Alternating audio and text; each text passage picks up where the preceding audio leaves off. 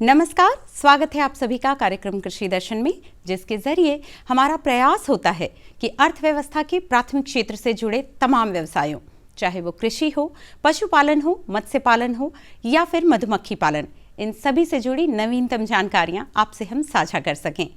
कार्यक्रम की आज की कड़ी में भी कुछ ऐसी ही कोशिश करेंगे। हम लेंगे जानकारी अपने विशेषज्ञ से, दिखाएंगे आपको सरकार की नीतियों पर आधारित फीचर फिल्म भी। लेकिन सबसे पहले देखेंगे अपना पहला सेगमेंट, खबरें खेती की। नमस्कार, खबरें खेती की में स्वागत है आपका। खबरों में आगे बढ़ने से पहले सबसे पहले नजर मुख्य कृषि समाचारों पर।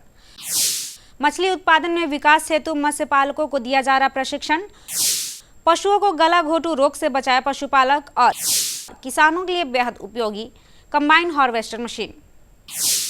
अब खबरें विस्तार से। राज्य सरकार मछली उत्पादन में वृद्धि लाने के लिए कटिबद्ध है। इसके लिए मत्स्य पालकों को विशेष प्रशिक्षण दिया जा रहा है। मीठापुर मत्स्य प्रशिक्षण केंद्र के संयुक्त निदेशक श्री गौरी शंकर ने बताया कि पशु एवं मत्स्य संसाधन विभाग बिहार सरकार के द्वारा राज्य स्तरीय प्रशिक्षण कार्यक्रम चलाया जा रहा है। इस प्रशिक्षण केंद्र में राज्य के सभी जिलों के मत्स्य पालक आधुनिक तकनीक की जानकारी ले सकते हैं। इस प्रशिक्षण के दौरान रहने और भोजन की व्यवस्था भी की गई है। साथ ही सरकार की योजनाओं के बारे में जानकारी मिलेगी। पशु एवं मत्स्य संसाधन विभाग बिहार सरकार की एक राज्य स्तरीय प्रशिक्षण केंद्र है। इस प्रशिक्षण केंद्र में राज्य के मत्स्य पालकों को आधुनिक तकनीक से मछली पालन के विषय पर प्रशिक्षण दी जाती है। प्रशिक्षण कार्यक्रम 6 दिवसीय है और यह बिल्कुल आवासीय है और निःशुल्क भी है।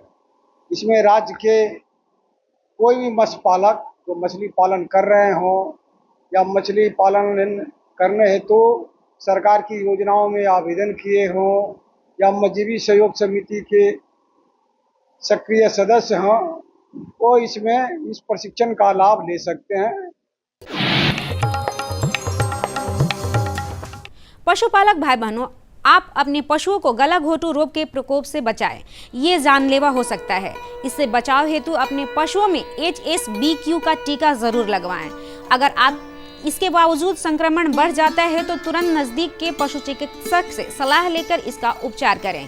विशेष जानकारी बिहार पशु चिकित्सा एवं विज्ञान महाविद्यालय के पशु चिकित्सक डॉक्टर सरोज कुमार रजक से। पशु कभी कभी जीभ जो है फूल के लटक जाता है बाहर, और पशु को काफ़ी तेज़ बुखार हो जाती है। कम से कम 106 डिग्री से 107 डिग्री फ़ारेनहाइट तक बुखार पशु को हो जाता है। तो अगर अपने पशु में ये सब लक्षण देखें तो तुरंत अपने निकटतम पशु चिकित्सा पदाधिकारी से संपर्क करके इस रोग का उपचार कराएं। और इस रोग से बचने के लिए HSV-Q वैक्सीन के नाम से दवा बाज़ार में आती है। बहुत सारी कंपनियों की दवा मार्केट में उपलब्ध है। आप जो है टीकाकरण अपने पशु का समय रहते करवा लें। ये टीका बारिश के मौसम के पहले अगर हो जाए तो आपके पशु इस बीमारी से सुरक्षित रह सकते हैं। किसान भाई बहनों, वर्तमान समय में पानी की किल्लत से पूरी दुनिया जूझ रही है। ऐसे में कृषि की उन्नति के लिए कम पानी में बेहतर उत्पादन को हासिल करने के उद्देश्य से टपक सिंचाई तकनीक का प्रयोग आपके लिए बेहद लाभकारी साबित हो सकता है। इस तकनीक द्वारा पाइपों से पानी सीधे पौधों की जड़ों तक पहुंचता है, जिससे कि पौधे को भरपूर नमी मिल पाती है और दूसरी तरफ पानी की बचत भी होती है। साथ ही उर्वरक की अनावश्यक बर्बादी भी नहीं होती। कृषक बंधुओं, अपनी पौष्टिक गुणों और स्वाद के कारण मशरूम बेहद लोकप्रिय सब्जी है। न केवल उपभोक्ताओं बल्कि उत्पादकों के लिए भी यह एक आकर्षण का केंद्र है, जिसका कारण यह है कि इसके उत्पादन में बेहतर मुनाफे का सुनिश्चित होना। इस मुनाफे को आप सुनिश्चित कर सकते हैं, लेकिन इसके लिए उन्नत प्रभेदों का प्रयोग बेहद जरूरी है। जैसे कि अपनी सुविधा और संसाधनों की उपलब्धता के अनुसार आप बटन या ऑयस्टर मशरूम का उत्पादन कर सकते हैं। इससे आप बेहतर फसल प्राप्त कर सकते हैं और ज़्यादा लाभार्जन भी कर सकते हैं। जलवायु के अनुसार हमारे यहाँ मशरूम की कुछ किस्में सफलतापूर्वक उगाई जाती है, जैसे कि श्वेत बटन मशरूम या फील्ड मशरूम। इसे बटन मशरूम के नाम से भी जाना जाता है। यह देश में उगाई जाने वाली लोकप्रिय किस्म है। इसकी नवीन किस्में S11 व S12 विकसित की गई हैं। धान पुआल खुम्बी या पेरिस ट्रैप मशरूम यह गर्मी में उगाई जाने वाली मशरूम है। इस मशरूम को घर के बाहर व घर के अंदर दोनों स्थानों पर सफलतापूर्वक उगाया जा सकता है। ढींगरी मशरूम स्वाद व सुगंध पोषक तत्वों से भरपूर होता है। ढींगरी मशरूम यह मोटापे, मधुमेह व हृदय रोग से पीड़ित लोगों के लिए आदर्श आहार है, इसलिए बाजार में इस मशरूम की सबसे अधिक मांग बनी रहती है। इसके अतिरिक्त वेस्टर्न मशरूम, जॉइंट, पकवाल, कैटरली, टर्मोरल आदि किस्में हैं। सफलता की इस कड़ी में आज हमसे जुड़ रहे हैं ग्राम सेंधुआरी, जिला वैशाली के प्रगतिशील किसान अखिलेश सिंह। इन्होंने फूल गोभी की खेती की है। इनका कहना है जैविक खाद की मदद से उपज अच्छी होगी और लागत मूल्य से दोगुना मुनाफा होगा। कृषक बंधुओं, कंबाइन हार्वेस्टर मशीन का उपयोग करने से मजदूरों की समस्या दूर होती है, साथ ही कम समय में ज़्यादा काम किया जा सकता है। इस मशीन के उपयोग से एक बार में ही फसल की कटाई, कुटाई, दौनी और फसल की दानों की सफाई एक साथ हो जाती है। इसे विशेष रूप से गेहूं, मक्का, चना, सरसों और मूंग की फसलों की कटनी और दौनी के लिए प्रयोग किया जाता है। अब जानते हैं क्या है आज का मंडी भाव। आइए जानते हैं बाकरगंज पटना अनाज मंडी में अनाज के ताज़ा भाव। लोकल गेहूं 4000 रुपये प्रति क्विंटल, MP गेहूं 4500 रुपये प्रति क्विंटल और सोनम चावल 7000 रुपये प्रति क्विंटल और बासमती चावल 11000 रुपये प्रति क्विंटल। अब समय है मौसम पूर्वानुमान का। मौसम विभाग से प्राप्त जानकारी के अनुसार कल राजधानी पटना का अधिकतम तापमान 30 डिग्री सेल्सियस एवं न्यूनतम तापमान 16 डिग्री सेल्सियस रहने की संभावना है। कार्यक्रम में जानकारियों का सिलसिला रहेगा जारी, लेकिन इस छोटे से ब्रेक के बाद, तो बने रहिए कार्यक्रम में हमारे साथ। आलू एक कंद फसल है, एक तना है और वो प्रकाश संश्लेषण करने लगता है। इसकी वजह से उसमें क्लोरोफिल जो है जन्म ले लेता है और वो आलू हरा हो जाता है। ऐसा आलू खाने योग्य नहीं होता है, तो इससे बचाव के लिए हमेशा जो है मिट्टी को चढ़ा कर रखते हैं। वैसे जब आलू की फसल हम उगाते हैं तो 25 दिन बाद ही मिट्टी चढ़ा देते हैं और नाइट्रोजन की मात्रा, जो बची हुई नाइट्रोजन की मात्रा होती है, क्योंकि हम ज़्यादातर उर्वरक जब खेत की तैयारी करते हैं तो उसी समय डाल देते हैं। हर जोखिम से निकल कर फसल आए, सुरक्षित हो जाए। फसल बीमा से हर किसान अब आत्मनिर्भर हो जाए। अब सूखा पड़े या बाढ़ आ जाए, कोई डर नहीं। अब ओले पड़े या कीट पतंगे फसल खा जाए, कोई फिक्र नहीं। अब कैसी भी आपदा हमारी फसल पे आ जाए, क्षति होने पर हमारे दावों का उचित भुगतान मिलता है, क्योंकि हमने लिया है प्रधानमंत्री फसल बीमा। बुआई से फसल कटाई तक हर जोखिम का दावा, न्यूनतम प्रीमियम पर अधिकतम भुगतान का वादा। योजना से हर साल जुड़ रहे हैं 5 करोड़ से ज्यादा किसान। अब आपकी है बारी। नजदीकी कृषि कार्यालय, सहकारी समिति, बैंक शाखा, अधिकृत बीमा कंपनी या जन सेवा केंद्र में स्वेच्छा से करा सकते हैं पंजीकरण। फसल बीमा पोर्टल या फसल बीमा ऐप द्वारा भी किया जा सकता है पंजीकरण। प्रधानमंत्री फसल बीमा योजना, आपकी फसलों का संपूर्ण सुरक्षा कवच। कृषि एवं किसान कल्याण मंत्रालय, भारत सरकार। कृषि जगत के हाल का जायजा लेने के बाद, मंडी के भाव पर जानकारियां लेने के बाद और मौसम के मिजाज को जानने के बाद, अब बारी है कार्यक्रम में जानकारियों के सिलसिले को बढ़ाने आगे की। और इसके लिए अब हम अपने विशेषज्ञ से आपको मिलवाने जा रहे हैं। बातें करेंगे आलू के बारे में, जिसका उत्पादन और उपभोग दोनों ही बड़े पैमाने पर हमारे सूबे में होता है। बच्चों से लेकर बड़ों तक को ये लुभाता है और बाजार में इसकी मांग बड़े पैमाने पर होती है, क्योंकि इससे जुड़ी बहुत सारी चीज़ें तो बनती ही हैं, खाने में भी इसका प्रयोग प्रचुर मात्रा में होता है। तो आलू की खुदाई के समय कई बार हम जब सावधानियां नहीं बरतते तो उसका नुकसान होता है, बेहतर फसल हमें प्राप्त नहीं हो पाती, उसकी गुणवत्ता बहुत अच्छी नहीं रह पाती। तो ऐसे में जब हम पूरी खेती अच्छे तरीके से करते हैं, उन्नत प्रभेद की बीजों का प्रयोग करते हैं, फिर भी खुदाई के समय किन सावधानियों को हम बरतें जिससे हम बेहतर फसल ले पाएं, इसके बारे में अब लेते हैं जानकारी अपने विशेषज्ञ से इस साक्षात्कार के जरिए। नमस्कार किसान भाइयों, जैसा कि आप जानते हैं कि हम हमेशा नए नए विषय लेकर आते हैं और नए नए विशेषज्ञों से आपको रूबरू करवाते हैं। आज जो हमारी चर्चा का विषय है वो है आलू की खुदाई में बरती जाने वाली सावधानियां, जिस पर बातचीत करने के लिए हमारे साथ जो हमारी साइंटिस्ट हैं वो है डॉक्टर सरला यादव, वरीय वैज्ञानिक, आलू अनुसंधान केंद्र पटना से हैं। मैम, आपका हमारे कार्यक्रम कृषि दर्शन में बहुत बहुत स्वागत है। सबसे पहले आप हमारे किसान भाइयों को बताइए कि आलू की फसल कब लगाई जाती है और कितने मंथ के बाद वो तैयार हो जाती है। जैसा कि ममता जी ने पूछा कि आलू की फसल कब लगाई जाती है और कब उसकी खुदाई की जाती है, तो मैं आपको बताना चाहूँगी कि आलू जो है अगेती, मुख्य और पिछेती फसल के रूप में उगाई जाती है। और हमारे भारत में ये तीनों ही फसल उगाने के लिए अलग अलग किस्में हैं। तो मैं आपको बताऊं कि जो बुआई है इसकी अक्टूबर के प्रथम सप्ताह में की जाती है अगेती फसल की, और जो मुख्य फसल होती है उसके नवंबर मध्य से नवंबर आखिरी सप्ताह तक की जाती है, और जो पिछेती फसल है वो दिसंबर के माह में की जाती है, यानी कि दिसंबर का जो प्रथम सप्ताह है तब तक उस पिछेती फसल की बुआई की जाती है। अब जो अगेती फसल है वो 75 से 80 दिन की होती है, और जो मुख्य फसल है वो 90 से 95 दिन की होती है, और जो पिछेती फसल होती है वो 110 से 120 दिन या 100 से 120 दिन की भी होती है। तो आज हम आपको बताएंगे कि जो आलू की फसल है उसकी खुदाई जो हम करते हैं उसमें क्या सावधानियां बरतते हैं। तो आलू की जो फसल है उसकी खुदाई से पूर्व हम 10 दिन पहले ही जो है लत्तर की कटाई कर देते हैं, ताकि जो आलू का छिलका है, जो आलू ज़मीन में दबे हुए हैं उनका छिलका मजबूत हो जाए।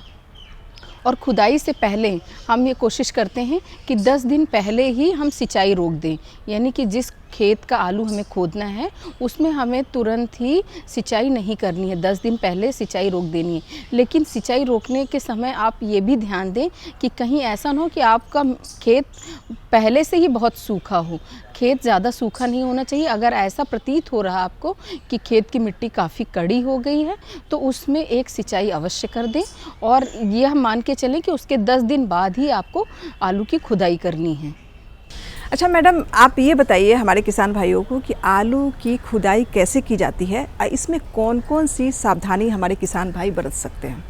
आलू की खुदाई जब आलू पूर्णतः परिपक्व हो जाता है, पक जाता है, तभी करते हैं। और खुदाई के 2-3 तरीके हैं। एक तो खुरपी से भी कर सकते हैं, फावड़े से कर सकते हैं, और पोटैटो डिगर होता है, हार्वेस्टर होता है, उससे भी कर सकते हैं। तो पोटैटो डिगर वहाँ पर ज़्यादा लाभप्रद होता है जहाँ पर एक बड़ा खेत हो। अगर छोटी छोटी क्यारियाँ हैं या जो किसान का जो खेत है वो छोटा है तो उसमें फावड़े से जो है आलू की खुदाई कर सकते हैं। जो पुरुष मजदूर होते हैं उनकी सहायता से फावड़े से जो खेत में जो बंड बनी हुई है या मेड़ बनी हुई है उसकी मिट्टी जो है फावड़े से थोड़ा सा ढीली कर देते हैं, मतलब खोद करके साइड से फावड़ा मार मार के, और फिर उसके बाद महिला मजदूर या पुरुष मजदूर ही खुरपी की सहायता से उनको जो कंद हैं उनको खोद करके चुन लेते हैं। चुनते समय ध्यान रखें कि जो भी कटे फटे कंद हैं उनको अलग कर दें, या सड़े हुए कंद अलग हैं उनको अलग कर दें, और जो भी प्रोड्यूस आता है, जो भी हार्वेस्ट प्रोड्यूस आता है, उत्पाद आता है, उसका एक ढेर लगा दें। और ढेर लगाते समय ये ध्यान रखें कि 1.5 मीटर से ऊंचा ढेर ना हो, और ढेर को हमेशा छायादार स्थान पर रखें। खुदाई करते समय खोदे हुए आलू को ज़्यादा देर तक धूप में ना रखें। ज़्यादा देर तक धूप में रखने से क्या होता है, जो आलू की भंडारण क्षमता है वो कम हो जाती है। वो आलू का जो बीज है या कंद है उसका तापमान बढ़ जाता है, और जब हम उसको छायादार स्थान पर ले जाते हैं तो धीरे धीरे उसमें सड़न शुरू हो जाती है। और जब हम उस खोदने के बाद आलू को भंडार गृह में ले जाते हैं, जो कि हमारे फार्म में या घर पर ही होता है, तो वहाँ जा कर के कटे फटे और सड़े हुए और हरे आलू अलग कर देते हैं, और बाकी जो बचा हुआ उत्पाद है उसके 3 ग्रेड कर देते हैं, छोटा, मध्यम और बड़ा। ये तो जो बीज के लिए आलू उगाते हैं उसमें होता है। यदि खाने के लिए है तो मध्यम और बड़ा अलग कर लेते हैं और छोटा अलग कर लेते हैं, क्योंकि हर एक आलू के ग्रेड का मूल्य अलग होता है बाज़ार के हिसाब से।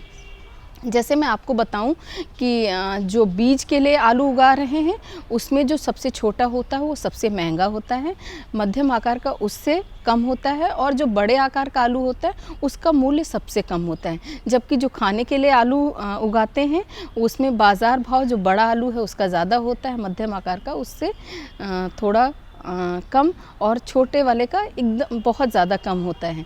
तो ये बीज और खाने के लिए मतलब बीज आलू और भोज्य आलू ये 2 कैटेगरीज हो जाती हैं और 3 ग्रेडिंग होते हैं, छोटा, मध्यम और बड़ा। सरला जी, आप हमारे किसान भाइयों को बताइए कि कभी कभी ऐसा होता है ना कि जैसे देखते हैं मार्केट में हरे आलू ज़्यादातर देखने को मिलता है, तो क्या ऐसा कुछ होता है कि जिसमें कि फसल तैयार करने के समय हम लोगों को कुछ ऐसी सावधानी बरतनी चाहिए जिसमें कि हरे आलू ना हो, बेस्वाद आलू ना हो, और उसकी वजह से हमारे किसान भाइयों को काफ़ी नुकसान का सामना करना पड़ता है। एक चीज़ और जानना चाहती हूँ कि जैसे कि आलू के भंडारण जो होते हैं तो उसमें कौन कौन सी सावधानी हमारे किसान भाइयों को बरतनी चाहिए? जब हम आलू की खेती करते हैं तो जो जैसा कि ममता जी ने बताया कि कुछ आलू हरे हो जाते हैं, बेस्वाद हो जाते हैं, तो हरे आलू होने का कारण है कि क्योंकि आलू की फसल मिट्टी जो कंद होते हैं वो मिट्टी के अंदर होते हैं।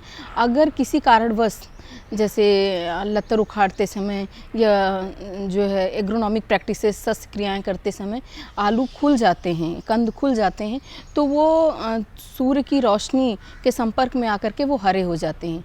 आलू एक कंद फसल है, एक तना है और वो प्रकाश संश्लेषण करने लगता है। इसकी वजह से उसमें क्लोरोफिल जो है जन्म ले लेता है और वो आलू हरा हो जाता है।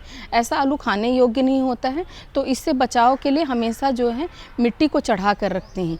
वैसे जब आलू की फसल हम उगाते हैं तो 25 दिन बाद ही मिट्टी चढ़ा देते हैं और नाइट्रोजन की मात्रा जो बची हुई नाइट्रोजन की मात्रा होती है, क्योंकि हम ज़्यादातर उर्वरक जब खेत की तैयारी करते हैं तो उसी समय डाल देते हैं और आधा डोज नाइट्रोजन का हम बचा कर रखते हैं।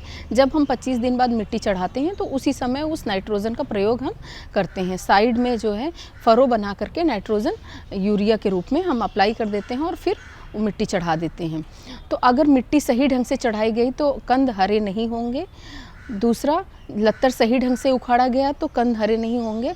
अगर किसी कारणवश कंद हरे हो जाते हैं तो बेचने से पहले जब भी आप अपना उत्पाद बाज़ार में ले जा रहे हैं तो उसकी छटाई कर देनी चाहिए, यानी छटाई बहुत आवश्यक है।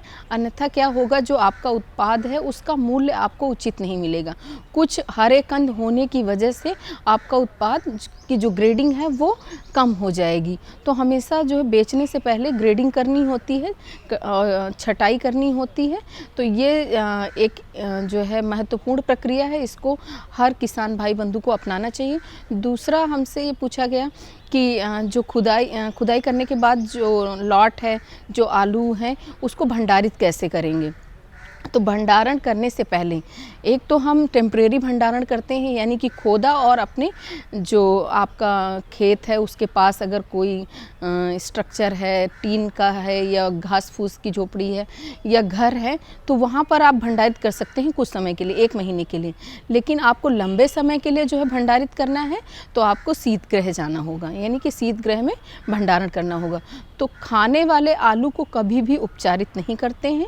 यदि आप खाने के लिए जो है शीतगृह में भंडारित करना चाहते हैं तो केवल छटाई कर दीजिए, ग्रेडिंग कर दीजिए अगर चाहते हैं इच्छा अनुसार, और उसके बाद जो है उनको बोरों में भर कर के शीतगृह में आप रख सकते हैं।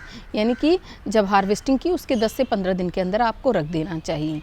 दूसरा, ये ध्यान रखना चाहिए कि मार्च के महीने में ही शीतगृह में रख देना चाहिए, क्योंकि मार्च के महीने के बाद जो है वातावरण का तापमान बहुत तेज़ी से बढ़ता है। यदि इस गर्मी के मौसम में जो है आलू बाहर पड़े रहेंगे या आपने जो है लोकल ही भंडारित कर रखे हैं तो वो सड़ने लगेंगे, ख़राब होने लगेंगे। तो इन चीज़ों का ध्यान रखना चाहिए। दूसरा, अगर आप बीज के तौर पे आलू को भंडारित करना चाहते हैं तो बोरिक एसिड नामक एक दवा है, 3% से 2.5% दवा जो है, यानी कि 1 किलोग्राम में 2.5 ग्राम या 3 ग्राम दवा घोल लेते हैं 1 लीटर पानी में, और उसके बाद जो है आलू को 30 मिनट तक उसमें डुबो देते हैं। डुबोने के बाद निकाल करके छायादार स्थान पर फैला देते हैं। फैलाने के बाद जब वो सूख जाए तो उसको बोरे में भरते हैं। एक बार जो घोल आपने बनाया है उसका आप प्रयोग आलू उपचारित करने के लिए 20 बार कर सकते हैं, यानी 20 बार आप जो है 20 लॉट जो है आप आलू को डुबो सकते हैं और निकाल सकते हैं। तो निकालने के बाद उसको सुखाना ज़रूर है और फिर बोरे में भर करके और उसमें जो है मार्किंग करनी है कि ये उपचारित आलू है, क्योंकि वो आलू खाने योग्य नहीं होता है। तो इन चीज़ों का हमें भंडारण के दौरान ध्यान रखना चाहिए। मैडम, आप हमारे किसान भाइयों को आलू की खुदाई के उपरांत बरते जाने वाली सावधानियों के बारे में इतनी अच्छी जानकारी दी, इसके लिए आपका बहुत बहुत धन्यवाद। तो किसान भाइयों, इस कार्यक्रम में इतना ही। अगले कार्यक्रम में हम आपसे फिर मिलेंगे एक नए विषय और एक नए विशेषज्ञ के साथ। तब तक हमें और हमारी पूरी टीम को दीजिए इजाज़त। नमस्कार। सरकार बहुत सारी नीतियां बनाती है, बहुत सारी कोशिशें कर रही है कि हमारी जो उत्पादक जनता है, जो हमारे कृषक बंधु हैं, उनका सर्वांगीण विकास सुनिश्चित किया जा सके। और इसके लिए सरकार बहुत सारी नीतियां, बहुत सारी योजनाएं बनाती हैं। तो सरकार की योजनाओं पर आधारित, सरकार की कृषि योजना पर आधारित ये फीचर फिल्म अब हम देखते हैं और लेते हैं जानकारी। किसानों के चेहरे पर खुशहाली, हर खेत को मिल रहा है पानी। ये है न्यू इंडिया की कहानी।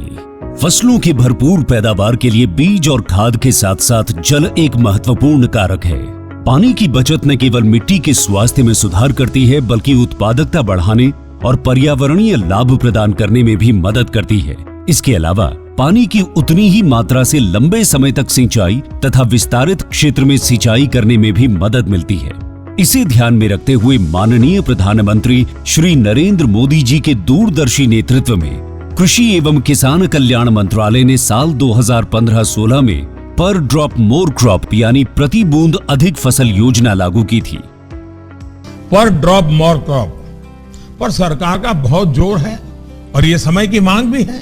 साथियों, माइक्रो इरिगेशन भी इनपुट कॉस्ट कम करने का और ज्यादा प्रोडक्शन का बहुत बड़ा माध्यम है और एक प्रकार से एनवायरनमेंट की भी सेवा है। सूक्ष्म सिंचाई के माध्यम से उपलब्ध जल संसाधनों के उपयोग को इष्टतम किया जा रहा है। इसका उपयोग सटीक सिंचाई और बेहतर ऑन फार्म जल प्रबंधन प्रथाओं को बढ़ावा देने के लिए भी किया जा रहा है। सूक्ष्म सिंचाई का ये तरीका भंडारित जल के संरक्षण और प्रबंधन में भी मददगार है। सूक्ष्म सिंचाई को 2 तरीकों से अपनाया जाता है। पहला, ड्रिप इरिगेशन। इस तकनीक में पानी को पौधों की जड़ों पर बूंद बूंद करके पहुंचाया जाता है। इस कार्य के लिए पाइप, नलियां तथा एमीटर का नेटवर्क लगाना पड़ता है। इसे टपक सिंचाई या बूंद बूंद सिंचाई भी कहते हैं। दूसरा तरीका है स्प्रिंकलर इरिगेशन। इस तकनीक में दबाव के तहत पानी का छिड़काव किया जाता है और बारिश के रूप में पाइपों के नेटवर्क से जुड़े नोजल सेट के माध्यम से पौधों पर बरसाया जाता है। योजना के मूल्यांकन से पता चला है कि माइक्रो इरिगेशन से जल उपयोग दक्षता में लगभग 30 से 70% तक सुधार हुआ है। विभिन्न फसलों की उत्पादकता में 9 से 60% तक की वृद्धि हुई है तथा गुणवत्ता भी बढ़ी है। किसानों की आय में 10 से 69% तक की बढ़ोतरी हुई है। पंपिंग में विद्युत ऊर्जा और डीजल की बचत हो रही है। साथ ही इससे ग्रामीण क्षेत्र में रोजगार के अवसर भी उत्पन्न होते हैं। पर ड्रॉप मोर क्रॉप यानी प्रति बूंद अधिक फसल के तहत ड्रिप और स्प्रिंकलर सिस्टम के लिए सरकार छोटे और सीमांत किसानों को 55% और अन्य किसानों के लिए 45% की सहायता प्रदान करती है। इसके अलावा कुछ राज्य सूक्ष्म सिंचाई को प्रोत्साहित करने के लिए किसानों को अतिरिक्त सब्सिडी भी प्रदान करती है। इसे लगाने के लिए एक लाभार्थी को अधिकतम 5 हेक्टेयर क्षेत्र में सूक्ष्म सिंचाई हेतु सहायता मिलती है। पिछले 9 वर्षों में प्रति बूंद अधिक फसल यानी पीडीएमसी योजना के माध्यम से सूक्ष्म सिंचाई के तहत लगभग 78 लाख हेक्टेयर क्षेत्र को कवर किया गया है, जो कि 81% से अधिक सूक्ष्म सिंचाई कवरेज है। इसके अलावा सूक्ष्म सिंचाई के कवरेज के विस्तार के लिए नाबार्ड के साथ मिलकर 5,000 करोड़ रुपए की सूक्ष्म सिंचाई कोष यानी MIF बनाया गया है एवं इस कोष को 10,000 करोड़ रुपए तक बढ़ाना प्रस्तावित है। पर ड्रॉप मोर क्रॉप योजना का लाभ पाने हेतु अपने नजदीकी कृषि एवं उद्यान विकास के कार्यालय से संपर्क करें। माननीय प्रधानमंत्री श्री नरेंद्र मोदी जी के मार्गदर्शन में देश का किसान अब आत्मनिर्भर होकर खुशहाली की ओर अग्रसर है। देश अब संकल्प से सिद्धि की ओर बढ़ चला है।